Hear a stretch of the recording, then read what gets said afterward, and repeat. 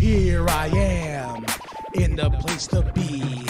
Mr. K and B, you can't fuck with me. Extra sexy, extraordinary. Palms are hairy, your mama pop. What up, y'all? KB, Sexy Ninja, in the place to be with... I'm Doug. Yeah, he's back. Yeah. Had a kiddo. Mm-hmm. Fun, right? Yeah, it's been great so far. It's an interesting ride. Mm-hmm.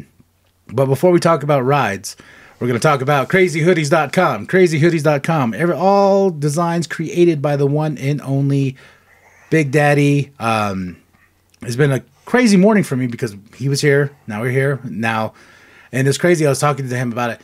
Recording in a car to recording like this with all this setup now. It feels like we've upgraded in so many aspects. Like, yeah, but we can't go get food while we're recording now. We could Uber it, but that's even expensive though. Oh, geez, that's so expensive nowadays. Yeah, like so I had somebody at my work did an Uber, and it was like $40-something, and it was like something that if I got up and went to go drive and get it, it would have been like $15. Yeah, no, that's whenever I Grubhub is what I use because we can't always leave the house, and I use that, and I have to find something that's worthwhile doing it, but most of the time it's like $6-7 more expensive than it would have been if I just driven there. Now, yeah. Gas, time, those things add up, but not worth it most of the time. Yeah, but this is the Sexy Ninja Cast. It drops every Sunday. I'm glad that you're here, and you brought a conversation to the table. You want to start out? Yeah. No, I was having a not epiphany, because this is nothing new to either of us, I'm sure. But I was just having this thought about something that we really haven't discussed much in trilogies. And a lot of the franchises that we enjoy have trilogies in one regard or another, and I don't think it's an argument that the third movie is typically never the best. Now, it's not to say they're all bad. Most of them are, but it's not to say they're all bad. You look at, like, one of my favorite trilogies, Back to the Future. Third one's great.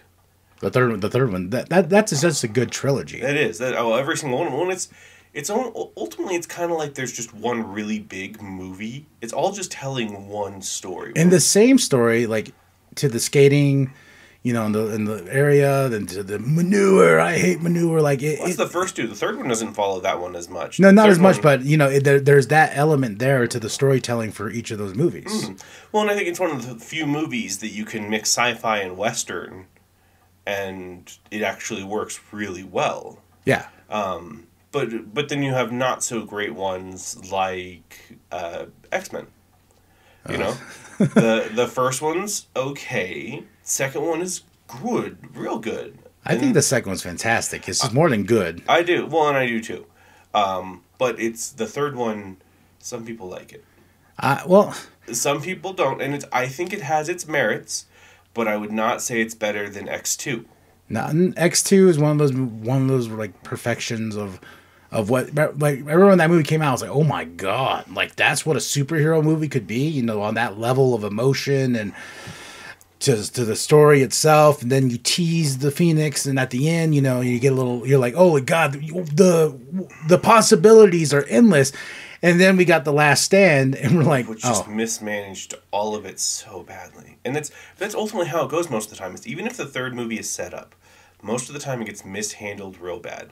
Now, the movie that has a trilogy that I enjoy the third one most of all is actually Star Wars. I know that you like The Empire Strikes Back more than you like Return of the Jedi, but I do enjoy Return of the Jedi more than The Empire Strikes Back. Not by a long margin or a big margin, but that's a controversial thought to some people that are big Star Wars fans, because they're like, oh, Empire's the best one by far. Because it is. And you can say that, that's fine. I'm just saying that there's very few movies where if you said the third one was the best one, it wouldn't be a controversial thought compared to the other ones. Like Spiderman. We don't hate Spider-Man 3. No, honestly. We enjoy it. But were we going to say Spider-Man 3 is better than Spider-Man 2? No, it was like it's like what was it called? with the sequels of Star Wars, the sequel trilogy. You know, it's like they had a good starting, but I just recently saw Rise of Skywalker, and I was like, that movie was just a big checkbox for everybody, just to be like of what they hated with the previous one. So they're just like, nope, nope, nope, nope, nope. And I think that's where they lost the fact of what a trilogy could be. Like Pirates of the Caribbean. Remember the third one? That one was just at World's End. I like At World's End, to be honest. I was wondering why people didn't like that movie, because I was never really into the Pirates franchise. I rewatched the first one. The first one's great. The first one is great. Second one's okay. Then I was like, okay. And I watched the third one. I think I watched it recently during the pandemic because I haven't seen that third one. And I finally watched it. I was like, oh, this movie's a hot mess. Well, yeah, no, they kind of get lost in their old lore and all that fun stuff. I was like, who's betraying who at this point? But but that one, both those trilogies, Pirates and, well, although technically Pirates is not a trilogy, it's got 5 movies. Well, at that time, remember that was the year the third movie sucked. It was like Shrek 3 was awful. Spider-Man 3 was awful. X-Men 3 was awful. Yeah. But, well, and that's, I mean, ultimately, they make a joke about it in frickin', what is it, X-Men Apocalypse, where they're leaving a movie, I think they're leaving Return of the Jedi, and they're like, oh, the third one always sucks, or something like that. Like, the third movie always sucks. Which, I don't think the X-Men have any right to say anything about a third movie sucking, because I don't think they've had a third movie in Oh, yeah, because they're in the 80s, huh? Yep. Yeah, because okay, yeah. You know, that what's funny is I remember First Class all the way down to Days of Futures Past. I know those movies by heart.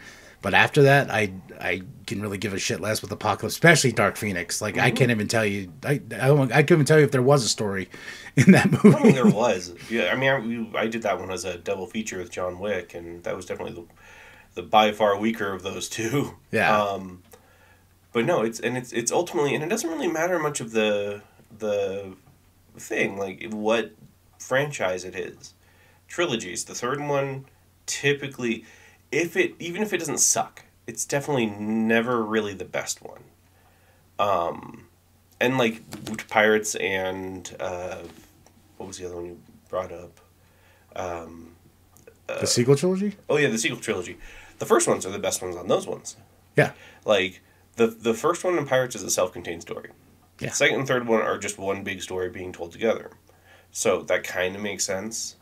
And just with Star Wars, we have our which is weird because you're like, oh man, we're going into the second one of this trilogy. I'm sure it's going to be good. Oh my god! You know, it's so funny. It's like that's why I love texting you and like when I randomly text you and it was like at a weird time, then you text me back like I actually was going to text you at 1:00 in the morning because I had this thought. Yeah. You know, well, and I'm staying up overnight at this point in time, and I'm just watching stuff, and it just because I rewatched Batman Begins and The Dark Knight recently. Didn't watch The Dark Knight Rises because I don't really care to watch The Dark Knight Rises. I don't blame you. You remember how I harped about that movie? I was like, but you know, but it didn't age well. It's something that I've gone back to and I've watched before like a billion times. But I watch it, I'm like, it's just not aging right. Like Dark Knight, it's like a fine wine that's just going to be The Dark Knight, and Batman Begins too. But Rises, everything just doesn't sit well with me, especially at the end of that movie. I'm like, the potential, you know, and then Bruce goes off and he's a hermit for all these years. Okay, and then... Yeah, like 8 years pass between the end of The Dark Knight and The Dark Knight Rises or something silly like that. And then Bane's plan, and then when you find out that it's actually Talia that's the bad guy. And was that a surprise to anyone? No, it wasn't a surprise to anyone, but it was like one of those things like, oh, okay. Oh, wow, you really diminished Bane in being such a badass character. Which is funny, because that's Emily Blunt's the one that plays Talia, right?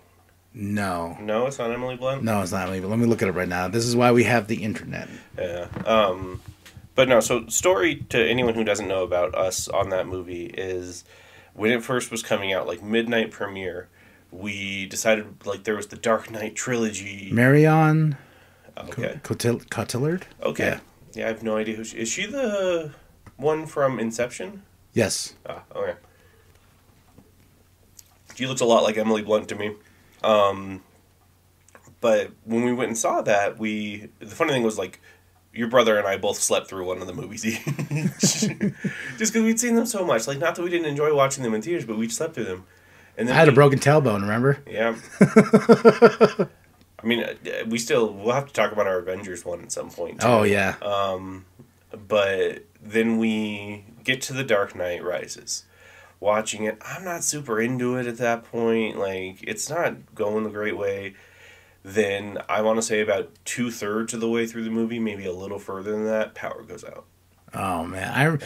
I remember how pissed off we were, and we're like, we went through this journey together to get this, and then we heard about the shootings the next day, and we were both like, well, you know, a little power outage isn't bad. Yeah, no, there are worse things that could have happened by far, but it was just one of and those... it was right when they were about to fight. It was like when Bane sees... it's like they're setting up the climax of the movie, and power goes out. Yeah. It's like... Oh, no, because it wasn't the fight scene. It was before the fight scene. Was it before the fight? I thought it was like right when Batman saw Bane. Nope, it was setting up. It's when they're still driving around town, like they're looking around town for the truck that has the bomb in it. Oh man, I don't remember that then, because I thought it was like right when Batman was about to swing on Bane. I know exactly when it is, because that's the last time I saw that movie for like almost a month.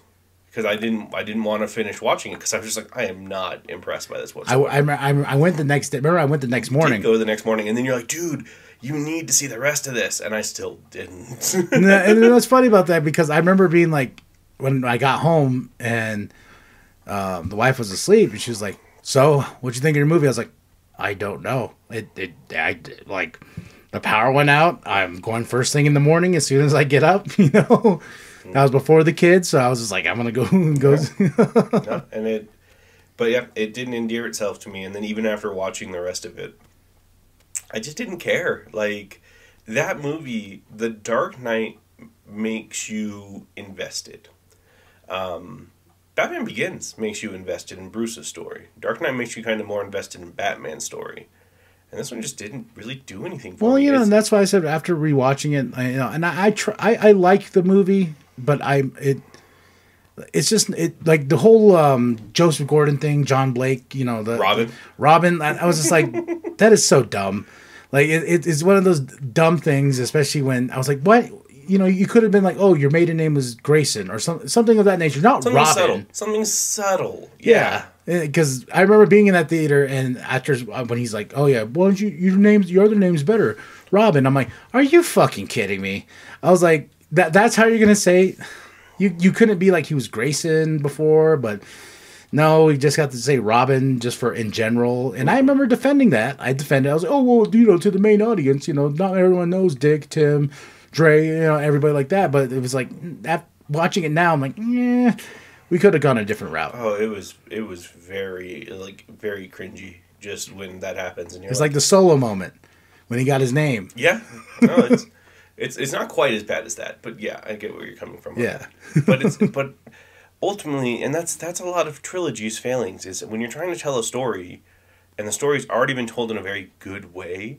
What are you going to do? And it's like Spider-Man is a great example of this, where there are certain parts of Spider-Man 2 that set up to Spider-Man 3. Harry, obviously at the end. Harry Osborn finds all the stuff from his dad. One of the subtler things about it that I really enjoy that they kind of took care of in the third movie is when Spider-Man leaves at the end and you see Mary Jane, her expression looks kind of like worried. Like she doesn't know what she just got into. And the third movie deals with their relationship quite a bit. Yeah, and it's I consider that look like Ivy in Harley Quinn when she marries. Yeah. Well, no, she goes off she goes off with Harley. Then she has that look of like, did I make the right choice? Yeah. You know. There's another movie that does it really good. It's a Dustin Hoffman movie. I can't remember what it's called, but it ends with them in the back of a bus driving off, him and this woman, and they like are eloping more or less, and like this look of like happiness on their face fades, and they kind of just fade, and they're like, oh shit, what did we do? Like thinking about what they just did. Yeah.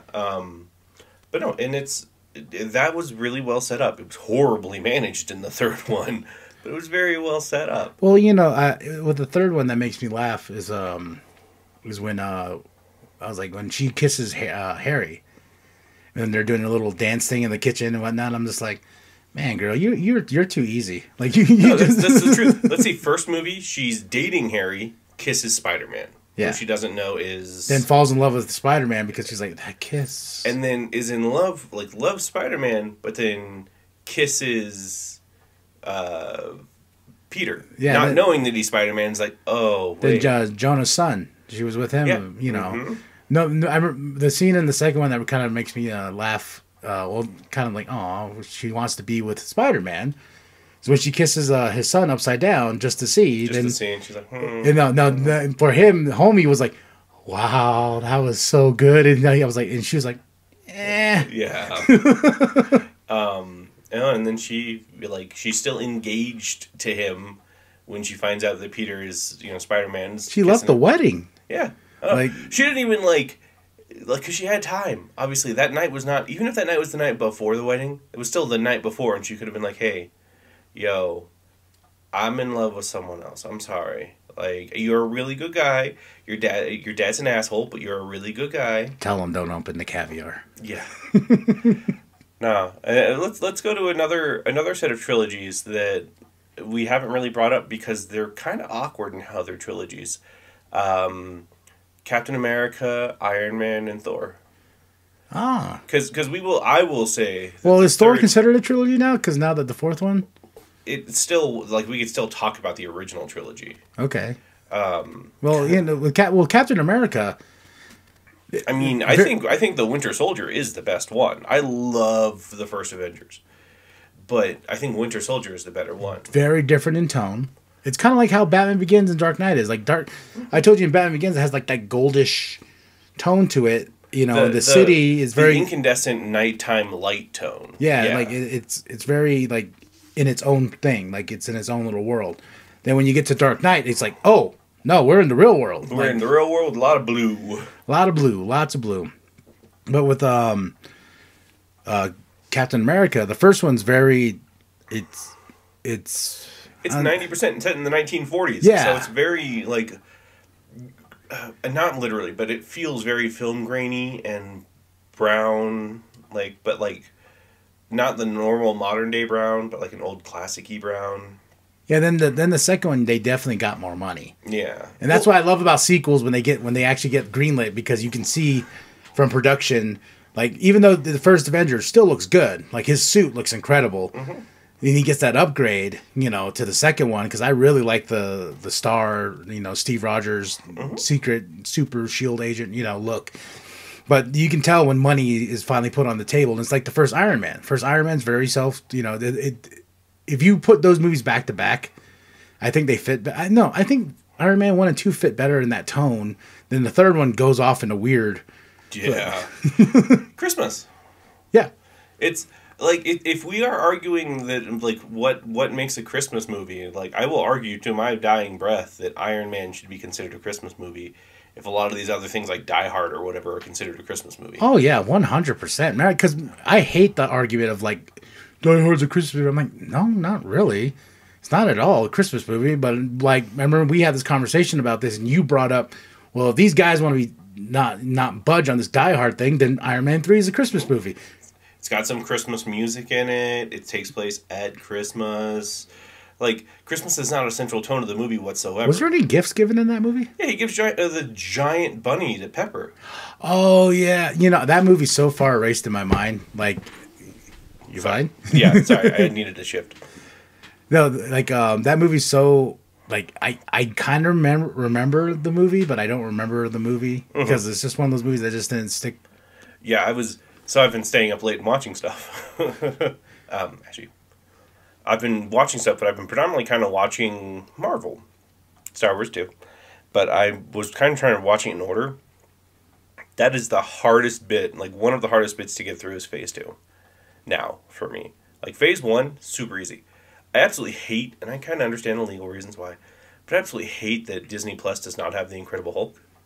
Because I feel yes, Edward Norton's the one in there, cool, but there is reason to have it because it's part of it. As much as we don't want it to be part of it, it's part of it. No, it absolutely is. At the end when Tony shows up, I remember freaking out. I remember being like, holy crap, because we never saw anything like this, you know, a cinematic universe. What the hell are you talking about, you know? And crossing over into somebody else's movie? What? Yeah. Well, phase 2 is pretty rough. Yeah.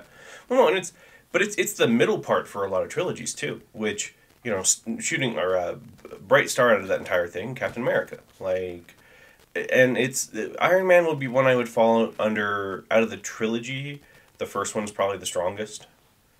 Captain America, all three of them are good. Now, my only problem with Iron Man 3, Captain America... I was like, there's a lot of problems with Iron Man 3. No, but with Captain America Civil War, is, if we were talking about the concept of trilogies, Captain America Civil War would not work as a movie if you had never seen the MCU before, and then watched Captain America the Winter Soldier, then Captain America Civil War. Like, we're talking just... It's Avengers 2.0. That's... No, it is. You're right. It's actually Avengers 2.5. Yeah, 2.5. But I'm just saying that's what all that movie was. Even though it's great, I love Civil War. I don't even look at it as a Captain America movie. I look at it as Civil War. But that's the problem to it all, is that, like, if you were just exposed to it, that wouldn't... Because that's the hard part about doing a trilogy in a cinematic universe. Because now you look at Thor. Thor 1, standalone movie. Thor 2, there's parts of the Avengers that deal with a bit of it, like why is Loki captured? Why is Jane Foster mad about what happened in New York? Like, you have those things, but that's ultimately the few things that bother it. Then you go to 3, to Ragnarok, that has almost nothing to do with the MCU. Like, no, it was his own thing, you know, it's like... Like, Doctor Strange is there for a second, but it's not ultimately one of those, like, you lose it by not knowing who Doctor Strange is. It's just, he more or less has, like, a glorified cameo. Yeah. And so... You know what's funny is I was, like, you were saying with, what would you say, though, is your favorite out of the Thor movies? Probably 1. I'll go there, too. Because one for me... is one of those movies that I was like, Thor? How the hell are you going to do Thor, you know? And it's so, like, it's like a sci-fi movie for a sci-fi TV. It's like, you know, one of those debuts. That's where it should have debuted at because the way it's filmed and everything like that. But there's emotion and there's heart, and then you got blonde. Get blonde eyebrows. Blonde eyebrows from Chris Hemsworth. Yeah. But my favorite scene is when he goes and gets the hammer and he's trying to pick it up, you know, and he's like, no, you know, that's such a good scene. Mm-hmm. And that scene was so much fun in the theater because when Hawkeye pops up, we're like, I know that guy. Mm-hmm. Well, no, but it's also, you know, it's the most that feels like its own movie. Because you go to Thor 2, and that's ultimately, like, the Marvel formula is kind of set in stone at that point in time. But I like Thor 2. I like Thor 2 as well. No, and it's I think people putting it as the worst Marvel movie, first and foremost, that's not a bad accolade to have. Now, granted, I would also say watch Eternals before you say that. Please watch. Like, I went to the store the other day, and I saw, like, in the budget bin or whatever... like for $5 was Eternals. Yeah. It was a crap ton of copies. Yeah, no, and it's one of the few steelbooks I've seen that, you know, that's still there. Yeah, Best Buy normally like, steelbooks, they're all gone, and then Eternals comes out and they're just like, oh yeah, no, they're still there. But it's not a great movie. It's a good movie, I think. It's not a great movie, but. Then you go to Thor 3, and a lot of people are like, oh my gosh, Ragnarok's the best one. And I'm just like, so, Ragnarok is fine. Ragnarok is good, but it's one of those things because it was a dramatic shift and change for the character, for the direct.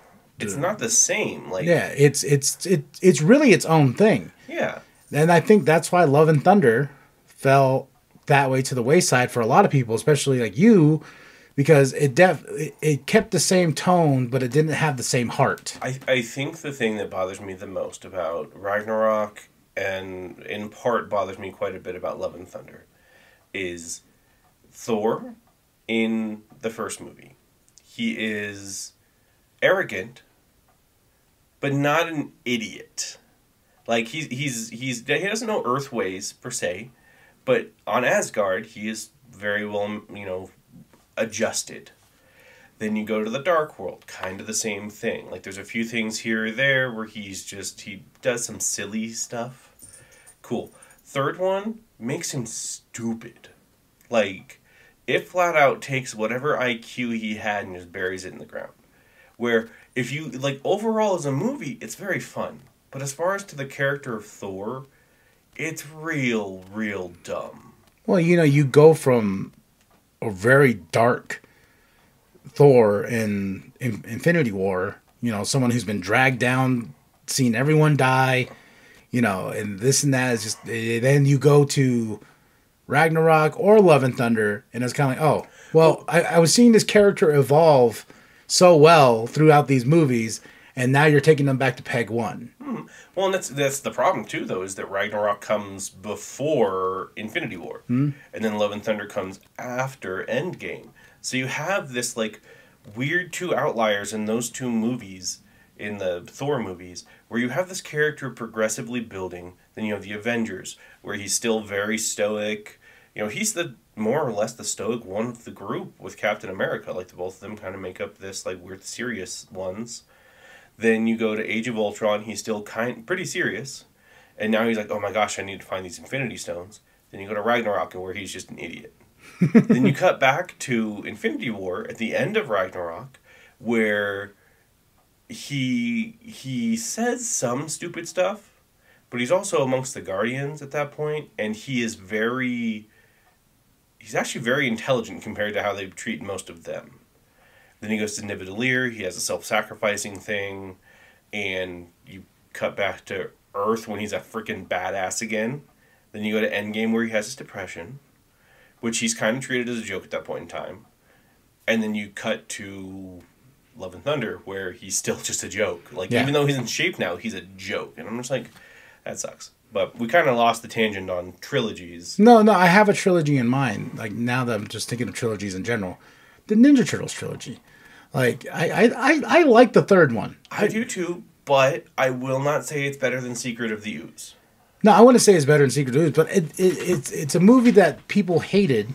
Turtles in Time. Yeah, like, people hated, but I went back and watched it recently, and I was just like, damn, this movie's awesome. Like, they look weird. That's the only thing. But that's the entire original trilogy, like, especially the first movie. They look so weird. Randomly bringing back Casey Jones, Which, I do think it's hilarious, though, the samurais in the modern day. Like, the entire time they're there. That's a trilogy I feel like, and that trilogy alone, like, the first movie is very dark. Second movie, literally. Yeah. Like, it's very, very dark to watch that. Yeah. Then the second one, it's a little more goofy. We literally have a part where Vanilla Ice has a rap song. Go Ninja, go Ninja, yeah. go. Yeah. It's a little bit lighter in tone than, like, everyone almost dying by Shredder. Yeah, then the third one definitely is like, you know what? We're off the beaten path. We might as well stay off the beaten path with these movies. And I feel like that's the direction. Now, when we, like, I think the biggest problem with talking about Marvel trilogies and all of this, compared to some other things, is directors. Like, you look at, because Kenneth Branagh directed the first Thor movie, and that's the only Thor movie he directed. Taika Waititi did the third and fourth, and they have similar tones to each other, but they're very different than the first two. So, then you have... like, if you had Jon Favreau did the first Iron Man, and then... Like a Thor marathon. If you did a Thor marathon, all those movies... The tone goes all over the place on those. Especially because it's, like, the directing feel. Like, the first movie, you're talking about how it looks like it was, like, really cheaply shot, because all the, like, cross Dutch angles they got going. But it's, each director has their own thing. And that, in theory, hear me out, is both a good and a bad thing. Because you can have a director have all of the movies, and it's fine, but sometimes it's not. Let's talk about Snyder for a sec. Well, I was going to say Snyder, but also to that, it's kind of like, can you really see someone else doing Guardians of the Galaxy Volume 3 that's not James Gunn? Because that was about to happen when the controversy happened, remember? Like, do you see that movie, like, those first two are James Gunn's babies. Mm-hmm. The third one was going to be James Gunn's baby too. But if they did actually kept him fired, and he didn't do the third one, it's like, what kind of universe would that be if, you know, an actual director got all his trilogy? Like, he got the full trilogy. But the problem with a director having that kind of power to a point is that it seems like they stop listening to other people's good ideas. Well, Taika. Yeah. No, and that's I mean, that's part of it, but it's also, you know, I'm counting Man of Steel, the Batman vs. Superman, and the Justice League as just Snyder's superhero trilogy. Yeah, that's what they label. That's the box set I got. It says Zack Snyder's trilogy. I was like, that just seems like a marketing ploy, just to slap a label on it. Just in, you know, like how the Skywalker saga. Yeah, they're just like, here's the label. Infinity Saga. Yeah. Here's this, and now we can move on. Yeah, but you know, you look at those three movies. They all have very similar tones. They really do. Oh yeah. Especially if we're counting like Snyder's Justice League, as opposed to just Justice League.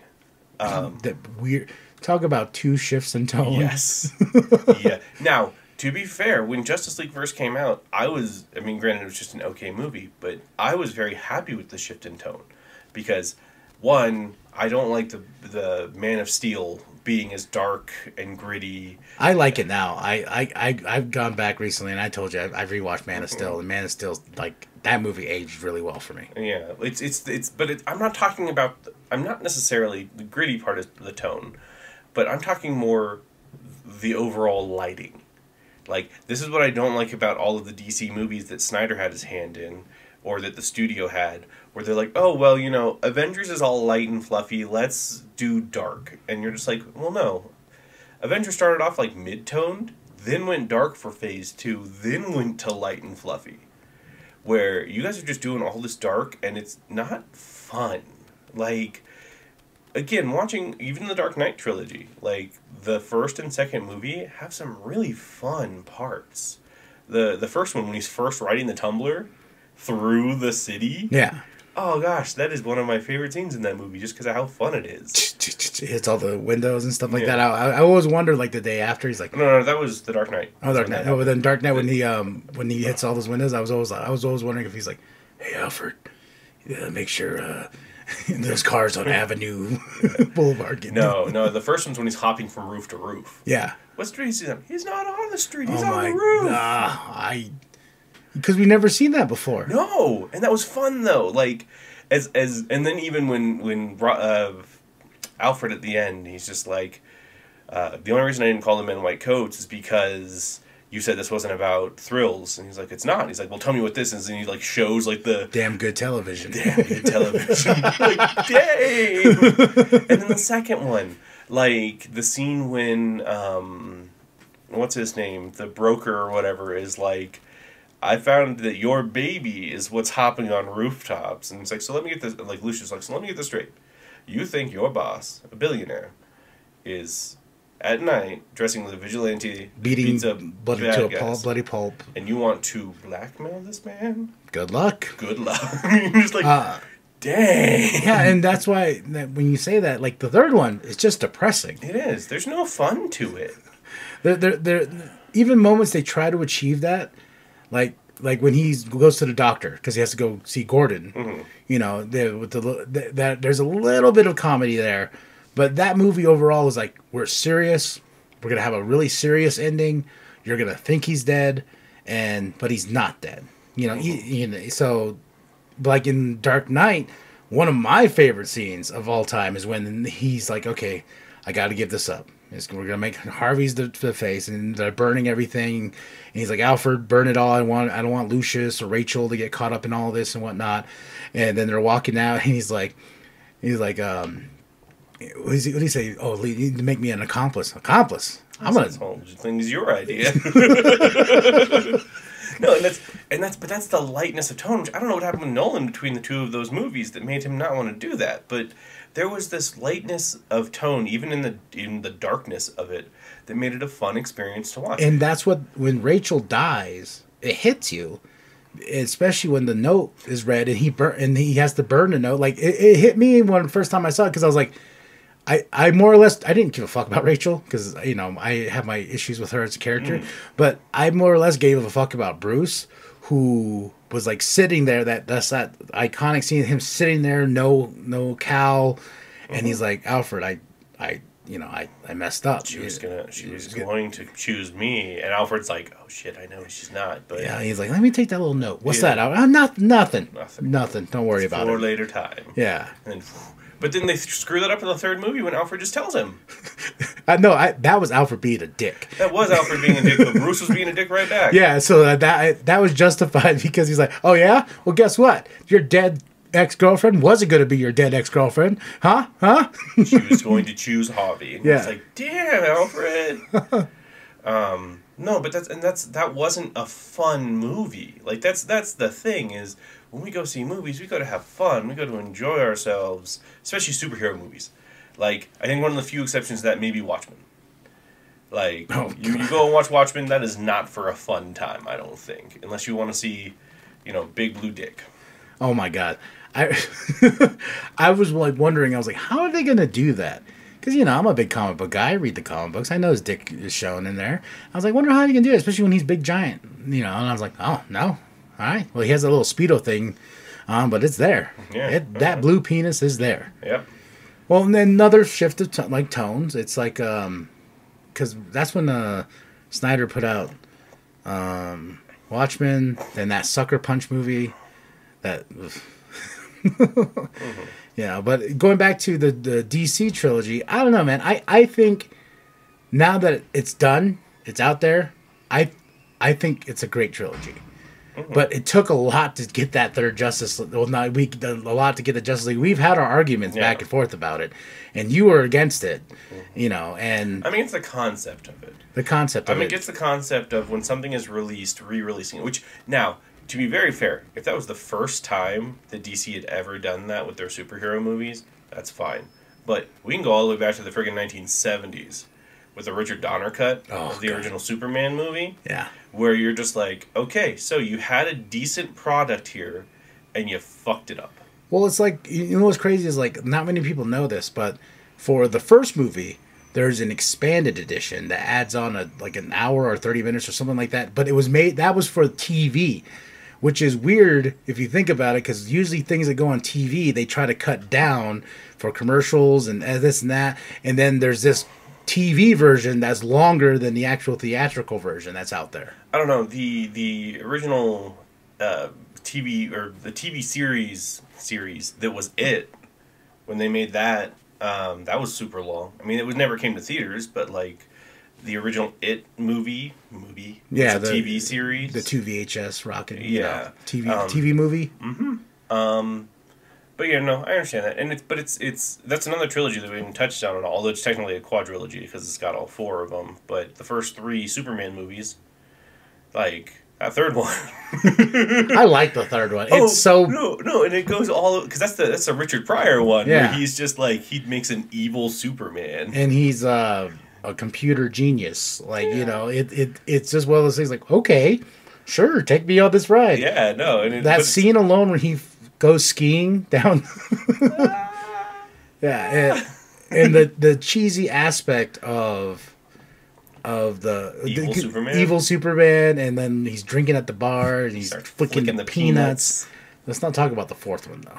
Yeah, no. Well, that's where it completely fell off the rails. Yeah. Like this one was all wobbly, but that one just completely fell off the rails. But it's like the second movie. I would say, if we're going by theatrical cuts, first one is the best one.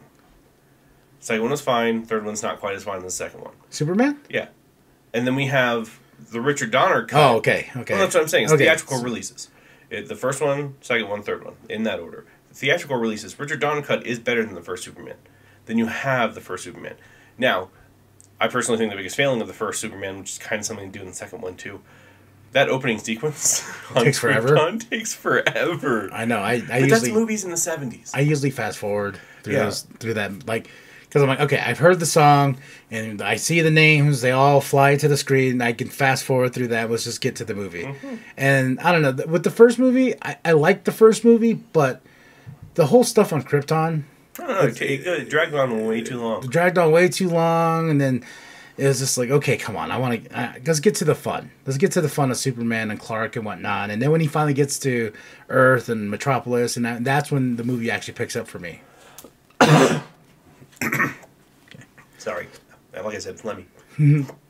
But no, and that's true, and it's now. Do we want to count? Because we've done a few quadrilogies, but we're just counting the first 3 movies in this. Batman, 89. And then we have Batman Returns, and then technically we'd have Batman Forever, which is technically supposed, because they all take off of each other. Like there's things that connect them all to each other. I always get confused in the third one, and then Batman and Robin was about the book. The red book on the table, like he kept saying. Oh no, that was the third one. I don't think that comes up in Batman and Robin. It does come up in Batman and Robin. Oh, I think really? I think they show it. I think the book is shown. Really? But I know the book. Maybe you're right, but it has mostly to do with like his repressed childhood that he's talking to Chase about. Yeah, it's the book. I don't know why it's just weird. And supposedly there's a cut out there of the Batman Forever. That's supposed to be a darker cut. I was just like, I don't know how you're going to get dark out of that movie. Tommy Lee Jones has gone on record so many times saying he absolutely hated it because of Jim Carrey. So I don't know how you get a darker cut than that. Which is sad because, like, Tommy Lee Jones as Two-Face is awesome. Mm-hmm. Like the ha, you know. I'm like, what did you expect going into this? Like.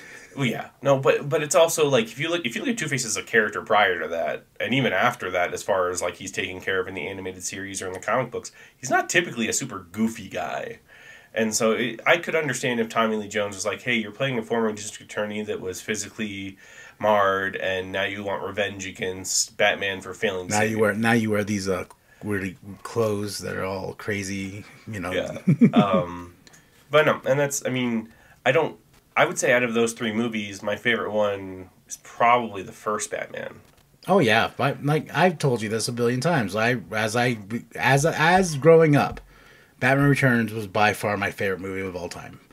Then as I grew up, I realized 89. That's a. And I really do like Returns. Like I think DeVito as the Penguin was a great choice. Like yes, there was a little goofier. It was a little goofier, but it was still fun. And, you know, Michelle Pfeiffer as Catwoman, like, for the time, yes. But, I don't know. And I think I like her better than I like, if you say better than Anne Hathaway, I'm going to be, aww. Yep, better than Anne Hathaway. Come on, bro. But it's because she's one of the best parts of The Dark Knight Rises. It doesn't make it a good part, though. Yeah, but... I mean, I think the best part of The Dark Knight Rises myself is that scene when the football field gets blown up. Ah, such a lovely voice. He's just listening to the kids sing the American National Anthem, and then you're like, jeez, okay. That was a cool scene. I love that the guy outruns the explosion, and then he gets touched. I was like, yeah, oh. No, so you're like, how do you not hear the explosions behind you? I've heard backstories to that scene, and... you know, it's supposed to be portrayed like it's more wintertime and whatnot, but this was during the summer at a Pittsburgh Steelers game where they shot the scene and whatnot, and they made everyone wear sweaters and hats, and it's hot as this can be. They said, and a lot of people that were there got sick or whatnot because they're sitting in the heat and trying to pretend that it's winter time, and yeah. But yeah, no,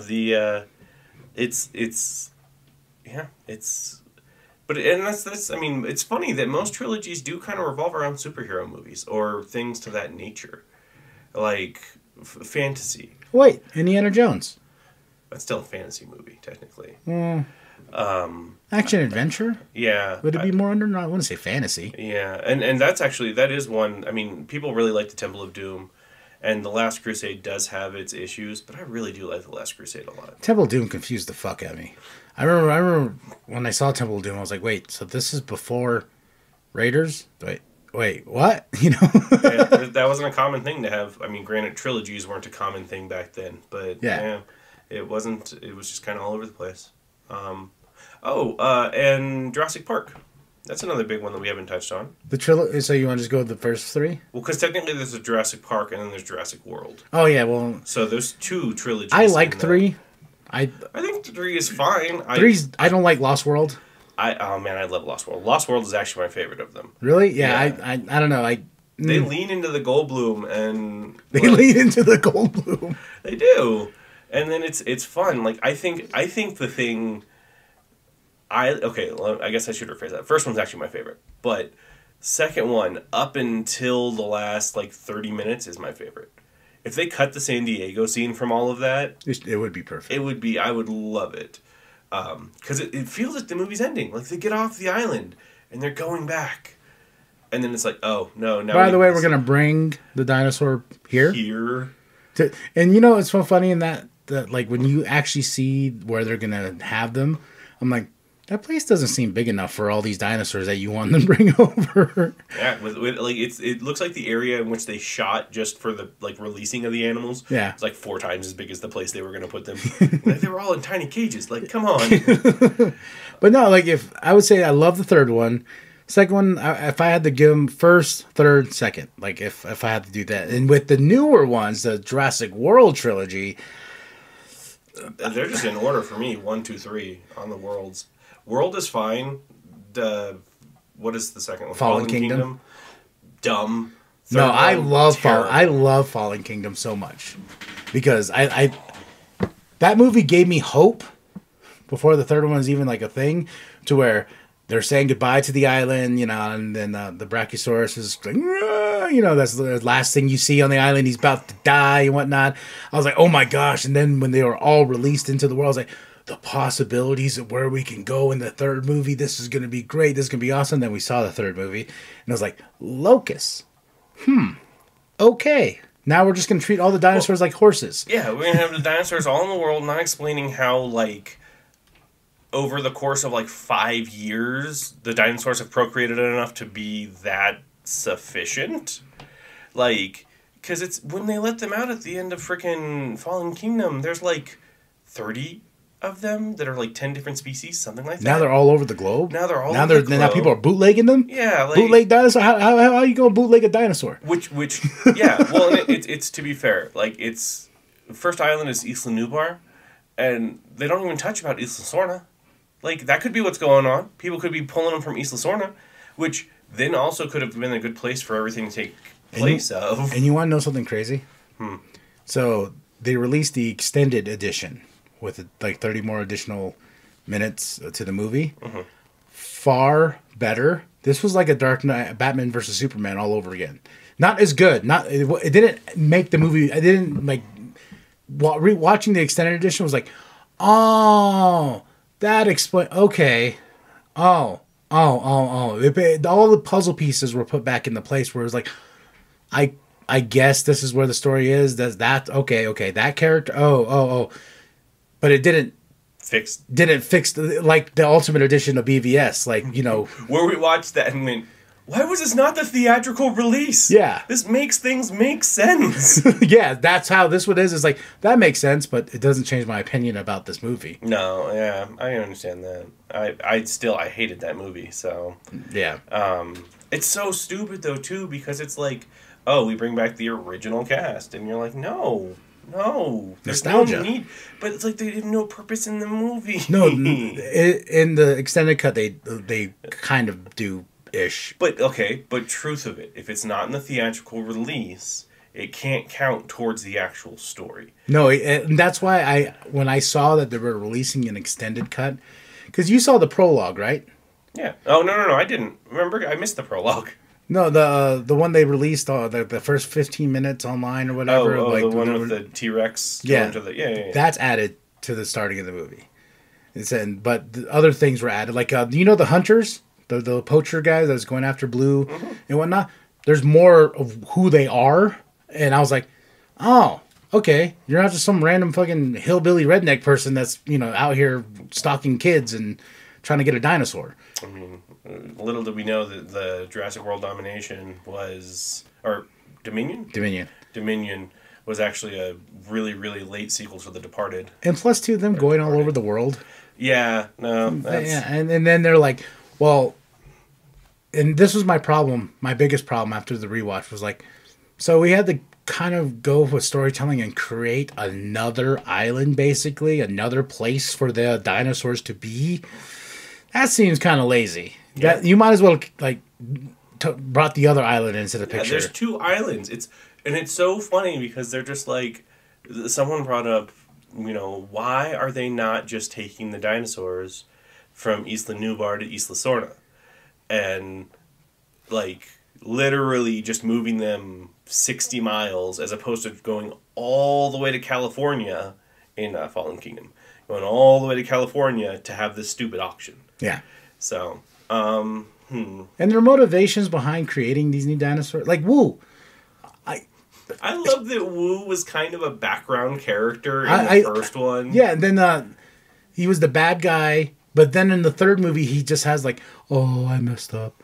Oh, I want to be... I'm like, the fuck, man? Like, you didn't play that off in the second one. Like, you were like, no, in the first one, you're like, make sure you get my DNA samples. I want that. In the second one, you're a little bit more evil. Until towards the end, you're kind of like, we shouldn't auction off this guy just yet. He's not finished. Yeah, he's not finished, guys. Oh, fine, I'm out. Yeah. Then the third one, that's what I told you when I walked out of the theater, because I went with the wife and kid. We walked out during the locust scene. Like when they went out, when you completely missed the entirety of the what was going on. Yeah, then your kid has a knack for that. Yeah, then and then I remember coming. And then when Wu comes back at the end of the movie, I was like, oh, wait, what the fuck? Did he? I thought he died. Was there something that happened? And then after rewatching the movie, I was like, oh, he kind of just disappears for the rest of that film, and then he finally just pops up at the end, like, hey guys, can I come with you? Can I come with you? And I'm a good guy now. Yeah, but this was a great conversation. Thank you for bringing it to the table. Mm-hmm. Trilogies. I'm glad you're back. And now that I have more of a set schedule, we should be able to work this out. But like and subscribe. Share with your grandma. Share with your grandpa. Share with the bum down at Walmart. And welcome back, Doug. New dad. Mm-hmm. Hell yeah. Mm-hmm. All right. So, like and subscribe. Drop those comments below. Tell us what you think. And join us next Sunday for the Sexy Ninja Cast. I am KMB, the Sexy Ninja. I'm Doug. Welcome to the Wicked Shit.